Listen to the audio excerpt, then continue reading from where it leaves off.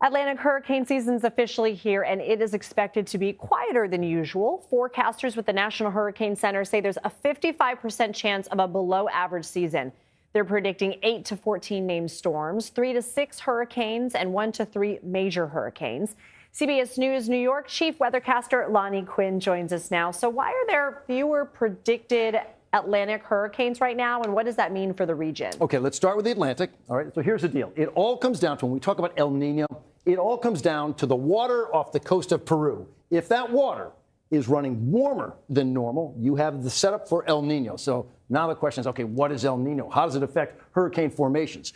If this water is warm, Lindsay, it's going to heat the air right above it. So that air is going to do what? It's going to rise, right? It's warmer now, so it rises.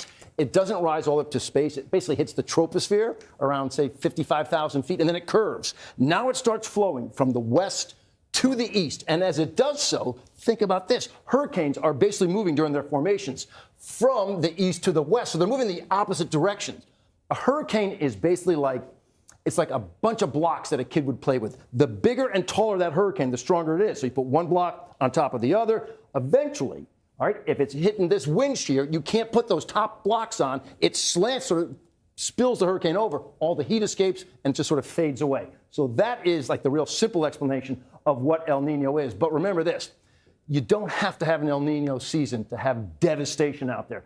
Best example I can give you, my family survived this in South Florida. It was 1992. All right, in 1992, Hurricane Andrew hit South Florida. That was the end of August. So we're just kicking it off now. They didn't even have their first name until the end of August. That was a Category 5. And you know, at the time that Hurricane Andrew hit, it was classified as a Cat 4. We didn't classify it until years later, because it was the whole Hurricane Center actually got destroyed by Andrew, and then it got bumped up to a Category 5 when they looked at damage and assessed it later on. But initially, it was a Cat 4. Incredible. I love that you've reduced it to children's terms. I'm glad my team sent you my memo for my expectations. Let's talk about the West Coast. Well, basically, where you have the wind shear in the in the Pacific, in the Atlantic, excuse me, you're going to have a lack of wind shear in the Pacific, and you still need warm water. But we don't have that headwind that beats up a hurricane. Hurricanes hate, well, they hate cold water.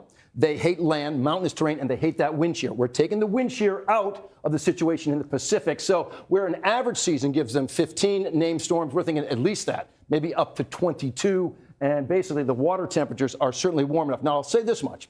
It's not so much the U.S. West Coast line. I mean, the California sea surface temperatures right now around Southern California, 48 to 68 degrees. The magic number to build a hurricane, you want 79-degree water. And that's what we find more like down around the coast of Mexico, the Baja. And that's where I think would be sort of the hot spots for this year. Not to say you can get some that move to the north, but I think they would be in a decaying fashion as they hit that colder water. Such important information. Lonnie, you always class up to joint. Thank you for coming. Thanks for having me. Thank you.